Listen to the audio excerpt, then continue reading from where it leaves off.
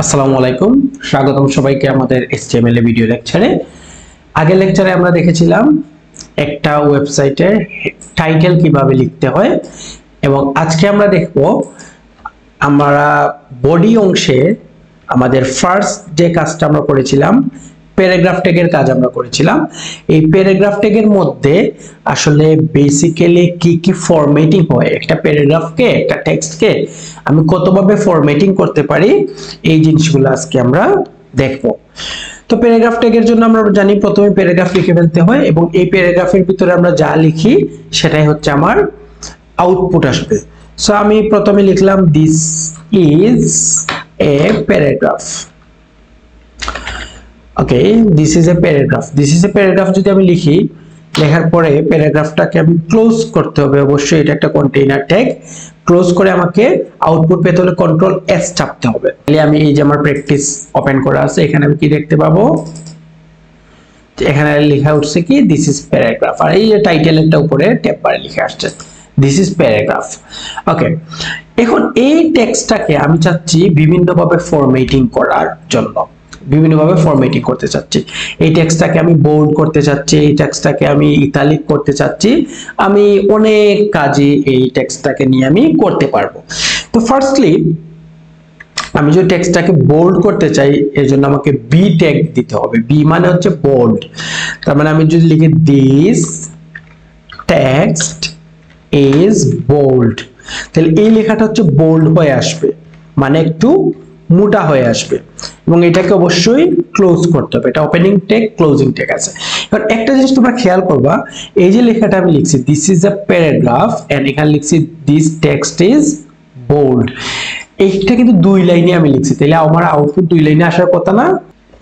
কিন্তু এই দেখো কি কাহিনী। আমরা যদি রান করি, এটা রান করলেই তোমরা বুঝতে পারবা এখানে কি হচ্ছে। এখানে যদি আমি একটু জাস্ট রিফ্রেশ করি, দেখো একই লাইনে চলে আসছে, দুই লাইনে কিন্তু আসে নাই। তার মানে there is something wrong, right? So এই সামথিং রং কে আমরা এখন সামথিং রাইট কিভাবে করব, তাহলে একটু খেয়াল করো। আমি তোমাদের বোঝার সুবিধার জন্য এই দুইটাকে আমি একটু পাশাপাশি রাখার ট্রাই করি। দেখো এই দুইটাকে যদি একটু পাশাপাশি রাখি, তাহলে তোমাদের জন্য বুঝতে আর একটু অবশ্যই সুবিধা হবে, আই হোপ। এই দেখো আমি প্রতিবার এখানে কাজ করে এখানে রিফ্রেশ করব। এখানে আমি কি করতে হবে, আমার যে লাইনটা আমি লিখে তার নিচে কোনো কিছু একটা লেখার ট্রাই করতেছি, তার ভিতরে আমার ব্রেক দিতে হবে। বিআর, বিআর মানে হচ্ছে ব্রেক ট্যাগ। এই বিআর এর কাজ কি? বিআর অর্থাৎ ব্রেক ট্যাগের কাজ হচ্ছে আমার লেখাটা নিচে নিয়ে আসবে।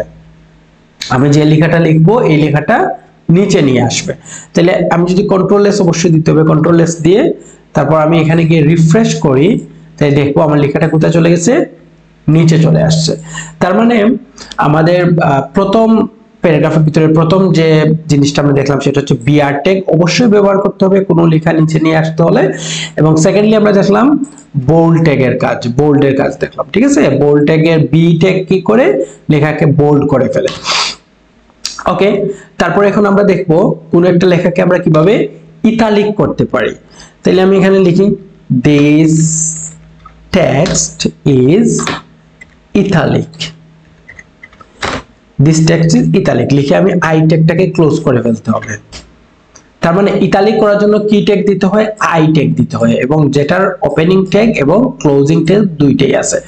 সো কিন্তু এখন লেখাটা আবার আমার নিচে আনতে হবে না, তাইলে আবার আমাকে ব্রেক ইউজ করতে হবে। তার মানে আমি লেখাটা যতবারই আমি নিচে নিয়ে আসতে চাইবো ততবারই আমি লাইন ব্রেক করতে হবে, অর্থাৎ বিআর ট্যাগ ইউজ করতে হবে। তারপর কন্ট্রোল এস দিলাম, কন্ট্রোল এস দিয়ে যদি আমি এখানে গিয়ে রিফ্রেশ করি, আমার লেখাটা নিচে চলে আসছে, এবং দেখতে পাচ্ছ এটা একটা ইতালিক ফরমেশনে আসছে।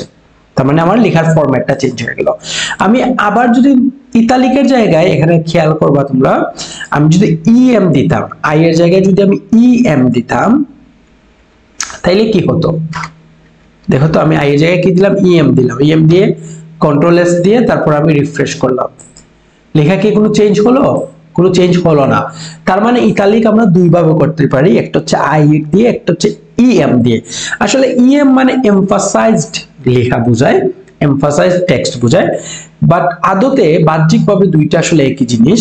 সো তোমরা আই ট্যাগও দিতে পারো, ইএম ট্যাগও দিতে পারো, দুইভাবেই আমরা ইতালিক লিখতে পারি।